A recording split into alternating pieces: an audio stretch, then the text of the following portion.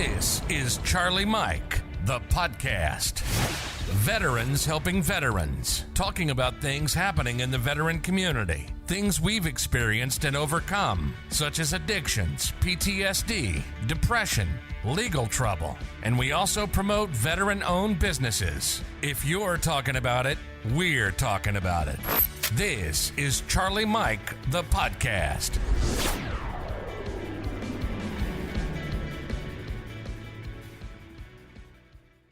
Yo, what's going on, everybody? Welcome back to another episode of Charlie Mike, the podcast. As always, I'm your host, Raul, and I'm so excited. I feel like we've been on a hiatus for a little bit, changing studios and doing a lot of back work, but we're officially back, and I'm excited to have this my guest. My guest today is Alan. We've been trying to link up for a little bit of time, and Alan, tell us a little bit about yourself.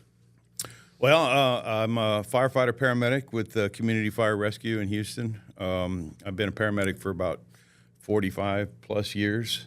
Former Navy corpsman.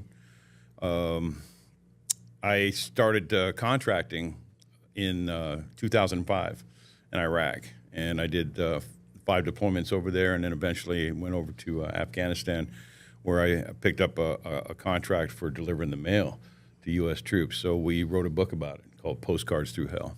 So I want to speak on that, and I want to learn more about it. But where are you from originally?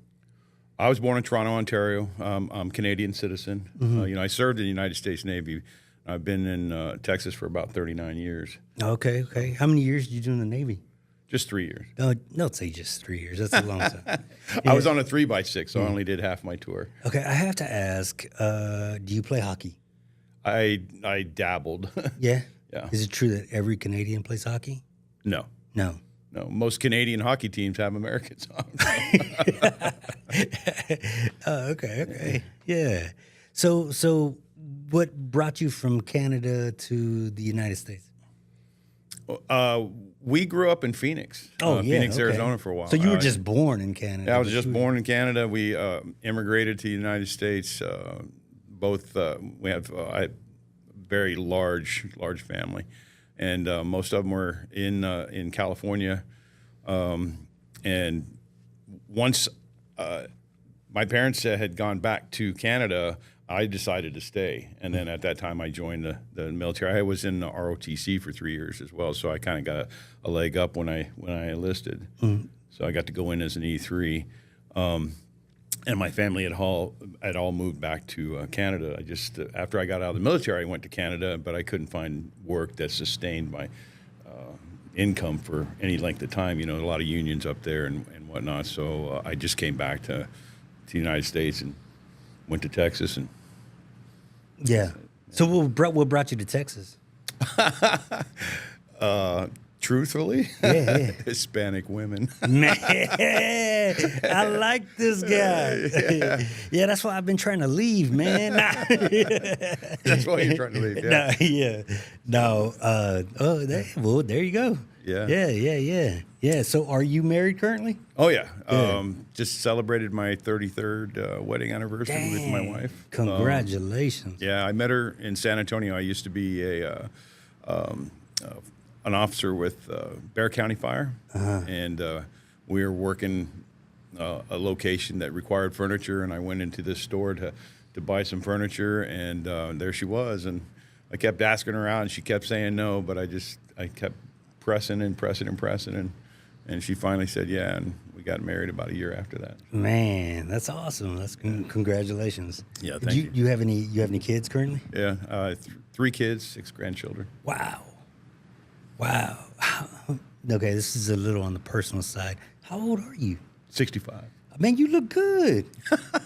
Yeah, I don't feel good, but yeah. Yeah, okay. You look good. So you're still working right now?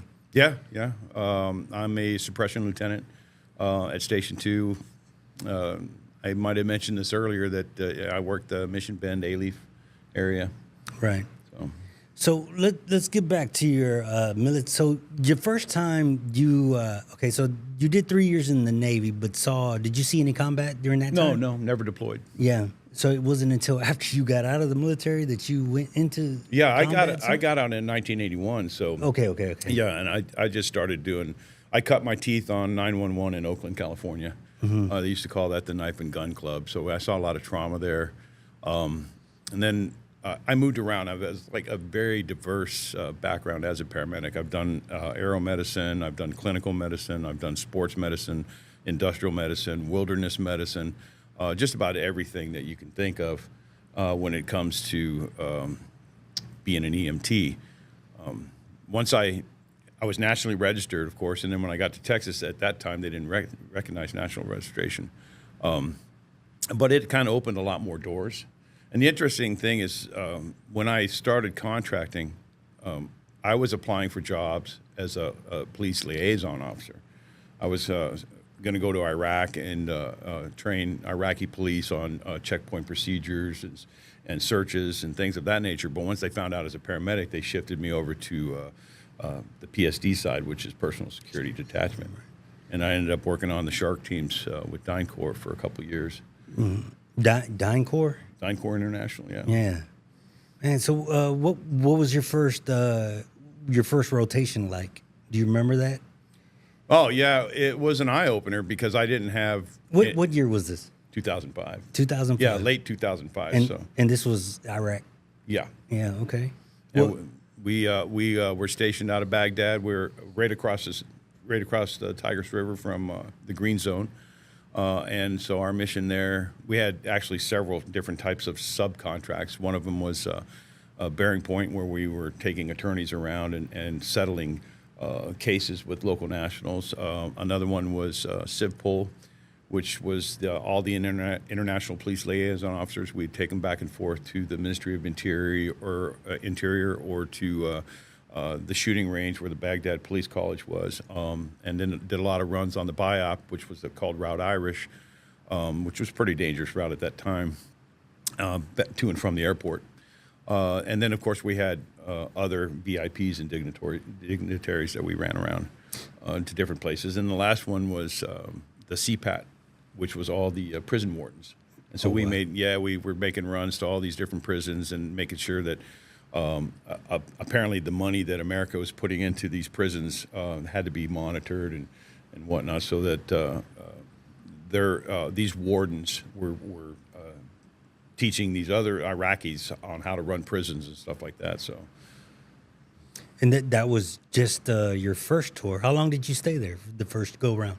Well, the contract lasted a year, and then I re-signed for a second year, and I was kind of talking to my wife about kind of calling it quits, but I switched over to another company and ended up working for SOC. At that time, it was SOC SMG, which is Special Operations Consulting, but eventually they got bought out by Day and Zimmerman, so it would be called Securing Our Country, which was the same abbreviation but different acronym. So what did your roster look like? You worked with a lot of individuals. Let's say, was it mainly all special forces and things of that? Mostly, yeah. In Iraq, on the shark teams, it was a large mix of third country nationals. A majority of them were South African, that were prior police defense force and special forces. New Zealand, Australia, England. We had a lot of French Foreign Legion guys. It was a very, very diverse mix of personnel. And every team, it was a 10-man team. We had 10 shark teams. Bunch of badasses, huh? Pretty much. Yeah. Okay. Yeah. So, and that's where I met my co-author, Ed Ford. He was working for Kroll Crucible at the time, and they provided all of the in-country training for us. So. They did IED awareness. They did foreign weapons handling, all of your shooting qualifications, and things of that nature. And then they would eventually go out on runs with us to evaluate the effectiveness of the training. And so him and I became really good friends. And he also worked for SOC after DynCorp and was deployed to Afghanistan. I was covering down for some medics at a FOB down in Al Hilla, and one of their teams got hit, and they didn't have a medic on board. So him and the guy that I worked with in Al Hill, or it was actually at Diwania, Fob Echo. His name was Mike Hardy. Him and Ed were in Afghanistan, and they dropped my name in the hat, and I ended up going up there to fill that void. It's night and day, huh? Between Iraq and Afghanistan. It was a different animal, because now we're doing convoy operations that have nothing to do with PSD. Yeah. And so all of my experience on the job there just basically kind of sets you up for IED awareness and two-way range ambushes and stuff like that. But in Iraq, we never saw the enemy. They pop off a couple of shots or blow an IED off or something like that, but you never saw them. In Afghanistan, we fought the Taliban, and they like to fight. They stayed and fought. So you were in Iraq in late 2005, and a few years after that, it was pretty hot. You didn't see any. Y'all didn't go through any. Oh yeah, Jesus Christ, we had all kinds of shit going on. Yeah, we had teams that got hit. We did counter assault teams. We did QRF, quick reaction force. I'll have to say something. There's not really anything quick about a quick reaction force. Man, you telling me? That's like waiting on EOD. And then there's other PMCs like Blackwater and Aegis and different private security companies that are out there, and you're kind of coexisting with them and doing pretty much the same business. And not that it was competitive, but between DynCorp and Blackwater, they were the two big names. So with there being so many different, I guess, corporations doing similar jobs, did y'all ever have friendly on friendly when it came just to that? Because I know sometimes the military had friendly on friendly with different organizations as well. Did y'all go through any of that? Well, we didn't with other companies, but other companies might have done it with themselves or something. I think we had one incident that we were coming out of a prison where when the new MRAPs had come in to replace the Hummers, they were so much taller. And so everything in Iraq has got, everybody's plugging into electricity and running cable and wires, and all this stuff is really low. And we're running on a street, and we're parallel to an MRAP that's running on a couple blocks up. And then as they're going through there, they're hitting all these things, and sparks are flying and stuff like that. And I'm not sure who made the judgment or whatnot, but we got into kind of like a little bit of a firefight as we're going through these blocks, shooting back and forth and stuff. But it turns out it was, the military. And the sparks were not gunfire or anything like that. It was just kind of a misread, so to speak. And then you just kind of get off the X and go the opposite direction, and no harm, no foul, nobody's hurt. And, and whatnot. That's crazy. Yeah. You're just taking the power. Yeah. And then I hate to put myself on the chopping block here, but a friend of mine had sent me this laser pointer, and it's the stupidest thing, but I went up on the rooftop with a buddy of mine, and we were sitting there just shining it around, whatever. And apparently I flagged the Ministry of Interior, and they opened up with 50 cal. We're on this rooftop, and At you guys? At us. Oh, yeah. wow. And so, I just kind of like jumped down this little elevator shaft, and my South African friends with me, and everybody was kind of on my shit about one using the laser pointer, and the other one was kind of like leaving this guy behind, right? And I said, I didn't ever left him behind. He was behind me the whole time. And he goes, well, how do you know? And he was going, fook. He was so heavily accented, So That's too funny. Yeah, so... So now you're in Afghanistan. What? Tell me about it. What's life in Afghanistan like? I never got to experience Afghanistan. I did Iraq for a couple of years, but never Afghanistan. When you could be blindfolded and fly in Afghanistan, and you would know you were in Kabul. Yeah. They burn tree roots for lack of lumber. There's open sewage and feces everywhere. There's decomposition and dead animals, and then of course generators are producing all of this diesel, and when you combine that stuff, it has that particular odor, and you're there. Sounds like a lovely place. Yeah, they I think their mean average age for elderly is a lot lower because they're breathing all these carcinogens, and so it's not a healthy place to live when you're in a city. Yeah. What was interesting to me is they knew I was coming up. And when I arrived, there was nobody at the airport to pick me up. and it's kind of like trial by fire. They were actually out on a mission to recover one of their vehicles that had been hit in a previous ambush, and so nobody was available. So I ended up hopping into a taxi with somebody that I didn't know.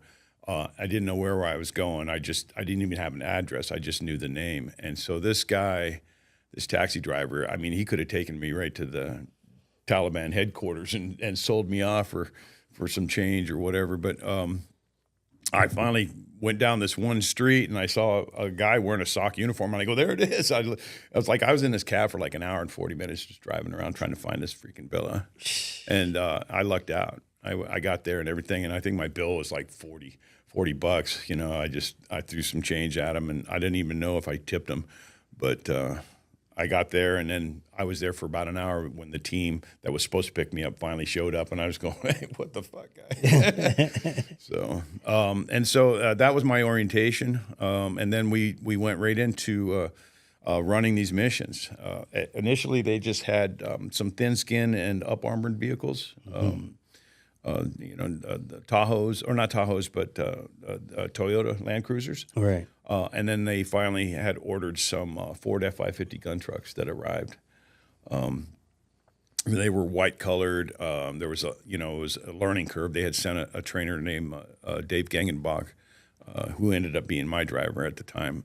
And he trained us on off-road driving and all kinds of tactical driving. The Achilles heel on this thing was the flat bottom. Yeah.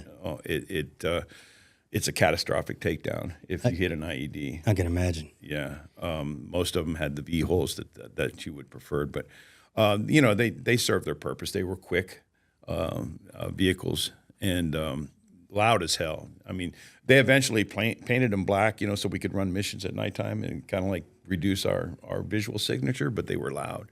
So, I mean, we might have had the element of surprise when we were going there, but the Taliban knew when we were going to have to take the same route back. Right. And so it was on.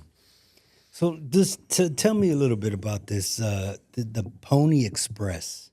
How and just how? Well, initially we were running critical supplies to support military infrastructure to ODA sites, Operational Detachment Alpha.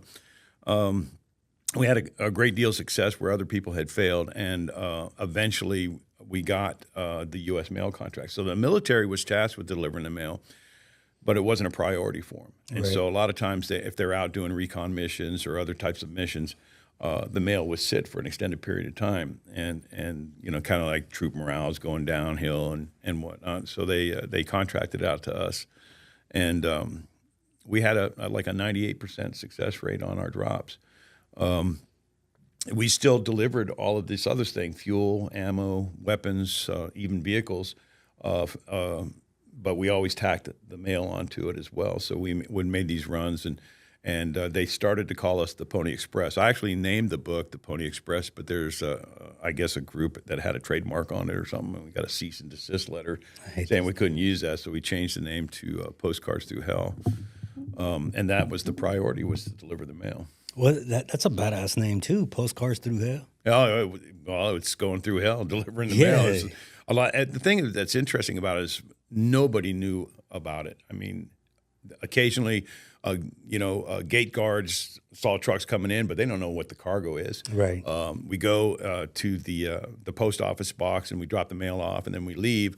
And then the military would go get their mail. They don't know how it got there. So, I mean, if you were in Afghanistan from, let's say, 2009 to 2012, it was 90% chance we delivered the mail there. Wow. So. Yeah. And like you say, it's a big morale bust. Yeah, morale booster. There you go. Yeah. People don't understand, because a lot of times, sometimes there's no access to internet. There's just no access to internet. And letters was the way it used to be done. Yeah, I think the Washington Post did a story on it right around Christmas time. And I think people at that particular fob, when it was another team that had done this delivery, but it was... These guys were lining up, and they were so happy to, get these gifts and letters, and when you think about, the risk that we took, if you were wondering about what it's like, I on a personal level, if I got a letter, it was really important to me, and I think to myself, is that something worth dying for? Of course, it was. So.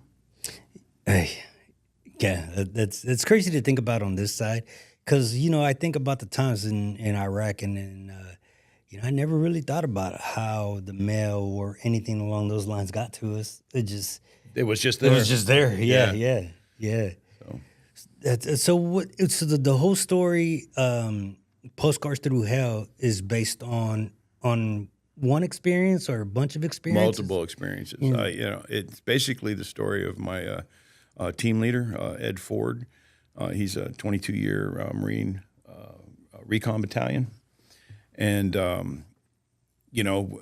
aside from our friendship, our brotherhood, when he went over to Afghanistan, he picked up basically the convoy side. They did have a little PSD element, but it was tasked to some other guys. And so he had a lot of experience, and he had a great team. And when the company expanded, they started putting up more teams. And so my job there was, to train all the other guys up to speed on combat lifesaver, kind of put their medical program together, get supplies, do safe havens, med outs, route mapping, navigation, things of that nature. We didn't have a lot of stuff, so we depended on the military for support in that area. We had medical supplies that were expired, but we still ended up using them. I mean, I always use the good stuff on my guys and the bad stuff on the bad guys. Oh yeah, that kind of thing. And whatever we couldn't get, we a lot of times we would make a run to a fob, and I'd go to the battalion aid station and hook up with the medic there and tell them, hey, man, we're hurting for this, we're hurting for that, and they would give me stuff. And in my pack, I have to have enough medical supplies to support a 10-man team for 72 hours. Oh wow, that's a lot. Yeah. I think I lost about an inch and a half in height from wearing all that damn gear. You're serious too. 60 pounds of ballistic protection and another 35 pounds of med gear. It's like it takes its toll on you after a while. Yeah. What was the you were there in Afghanistan and you said, I'm done, I want to go home. Was there a particular moment that made you realize that, or was that you just felt it? Well, it wasn't by my choice. They picked up a contract with a company that required a security clearance, which I didn't have. I could have stayed, but they would have taken me out of the medic slot and put me in as a shooter. So then I'm going to even make less money, since I'm a third country national, not an American. And so that to me was one of those risk benefits type of a deal. It wasn't really worth the risk considering the amount of money that I was making. So I ended up leaving that contract and then coming back at a later date when it was bought out by a different company. They didn't require the security clearance at the time. I didn't know when I had applied for this job. I had just applied for a convoy operations, but I didn't recognize the company name. And so when I got there, I found out it was my old crew. Oh, wow. And it was, same trucks, same contract, different T-shirt, and so I went back on board doing the same thing, just under a different name. Wow. Yeah. That, what was the last time that you were actually in Afghanistan? December of 2012. Okay. With the contract period ended in 2016. We wrote the book from 2009 to 2012. We had 8 additional chapters that had mentioned certain ambushes and missions, and but because the contract was classified, we had to take those chapters out. So the owner held us to our non-disclosure agreement. Plus, we had to get all that stuff declassified.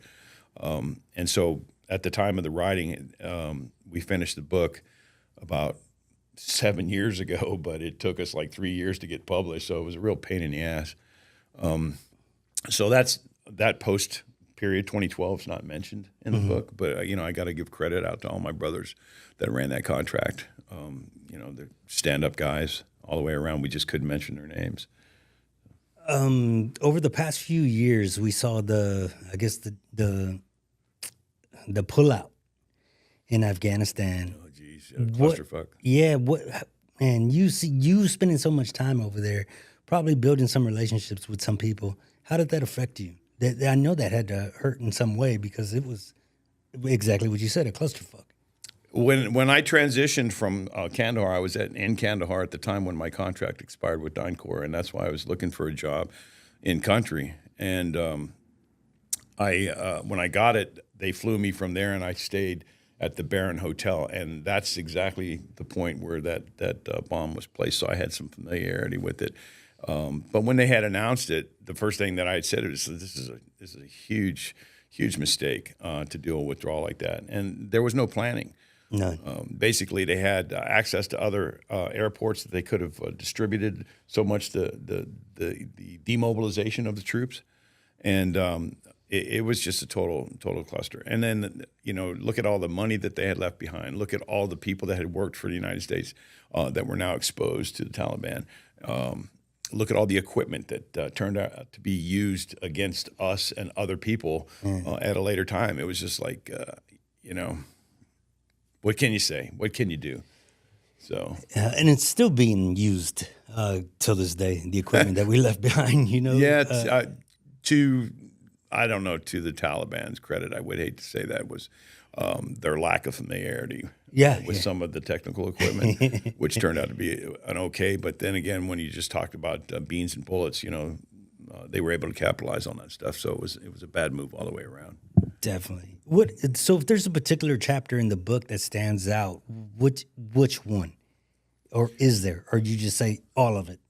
Well, it's very well written. We're not writers; we're knuckle draggers. And so when we decided to put pen to paper, I guess the first benefit was we figured out that it was really therapeutic.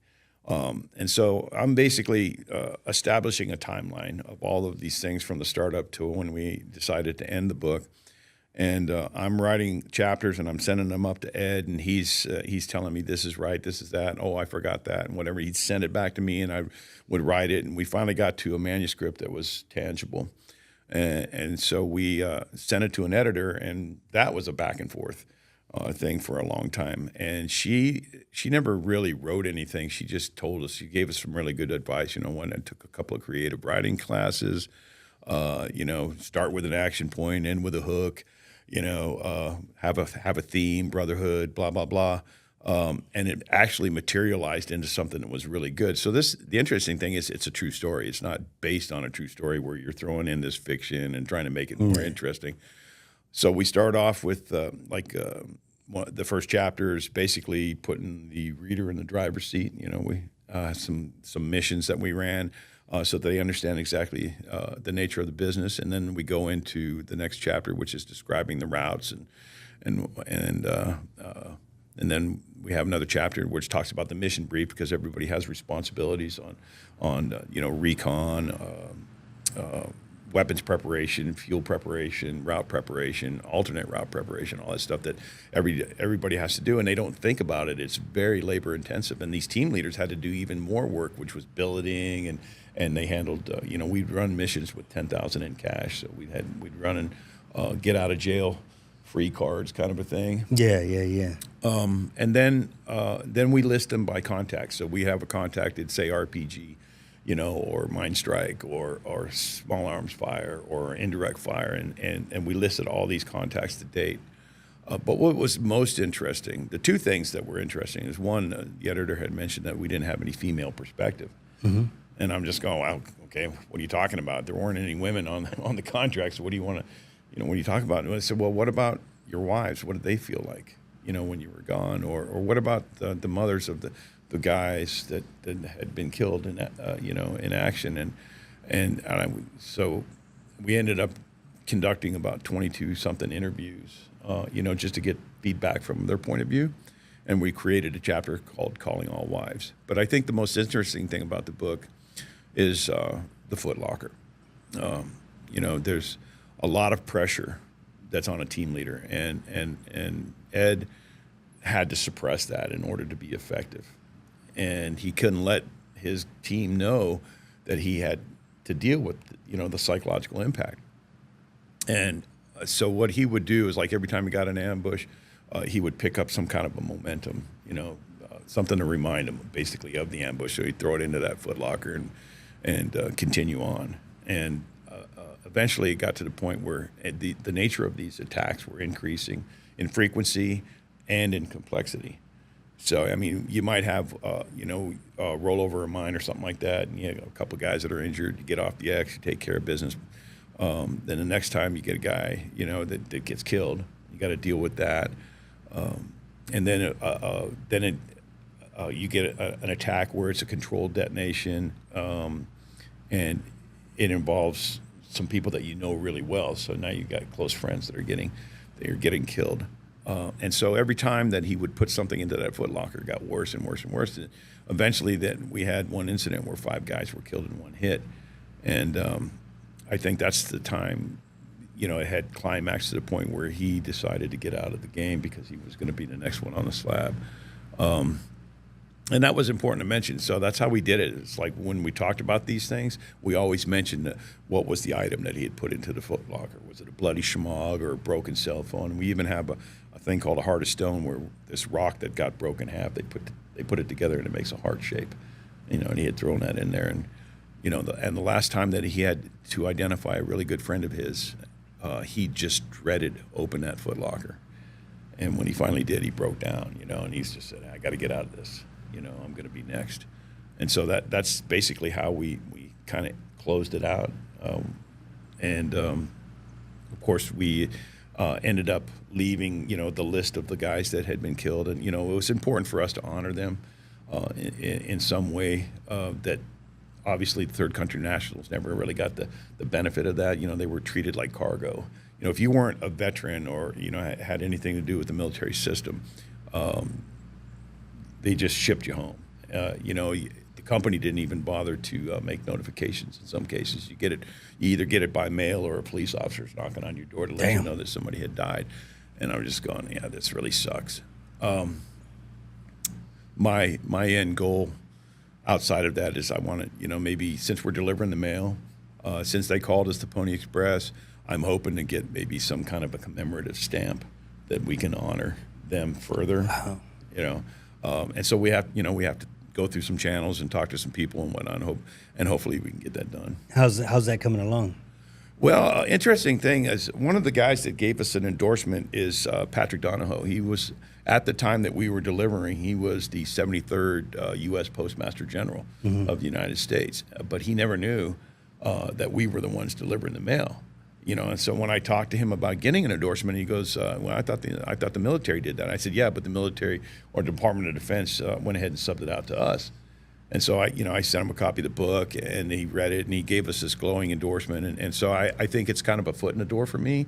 I haven't approached him about my end goal, but I'm pretty sure he can tell me what procedures I need to go through in order to get that done. So, and then of course we've got a couple of offers for like a film adaptation.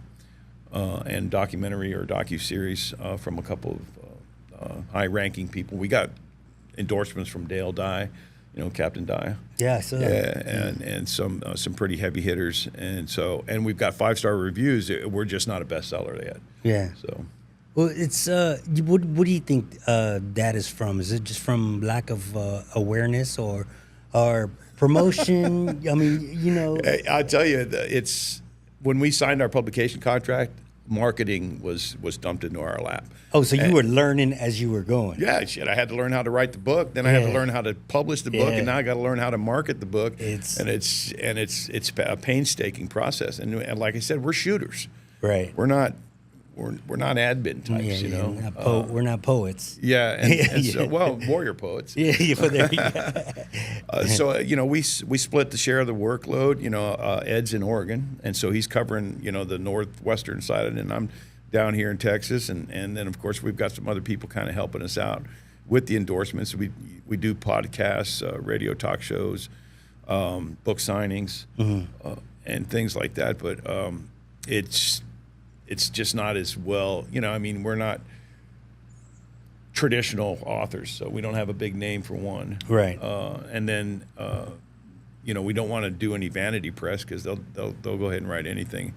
And so finding the publisher is the key. So once this contract ends, we'll probably end up signing with, a veteran-owned publication company that's going to give us more in terms of our royalties so that we can reinvest back into the book and try to get it out there. So the rest of it is all budget driven. Right. So, and we just don't have enough money to do, some mainstream stuff. Obviously, if it gets made into a movie or a documentary, that's going to help quite a bit as well. So. I want to, after the show, I'm going to introduce you to a couple of people. Email you. I want to get you on another podcast with a buddy of mine. Oh, really? Real popular here in Houston, and he's an author as well. And I think that y'all will have a lot to talk about. That'd be cool. Yeah, I appreciate it. Yeah. So after everything is, I don't want to say it like that. After everything is done, you're done now. Man, how are you doing? I'm doing okay. The interesting thing is, really, how are you doing? It was weird. You don't want to talk about my driving habits when I got back. I'd be going down the road and I'd see a dead animal and I'd just swerve to the other side. And my wife's going, "What the hell are you doing?" I thought it was an IED shit. Yeah. Or you do stupid things at dinner. You say pass the fucking salt instead of, So all that bad stuff kind of catches up to you. But I'm not having flashbacks. Ed's doing okay. We did have a couple of guys post deployment that didn't end well for them. And of course we include that. There's kind of like an honor to them post deployment, and it's important to mention. But as a contractor, you don't get the same types of services that veterans do. I mean, if you are a veteran, you might be able to capitalize on some things through the VA, but that mechanism isn't available. We fall under DBA, and most of that stuff is either going to be injury related or burn pit bullshit. Yeah. Nothing to do with that psychological impact, the PTSD side of it. So we have a group. It's a private group with the 75 of us that ran those mobile operations, and we talk to each other on a regular basis.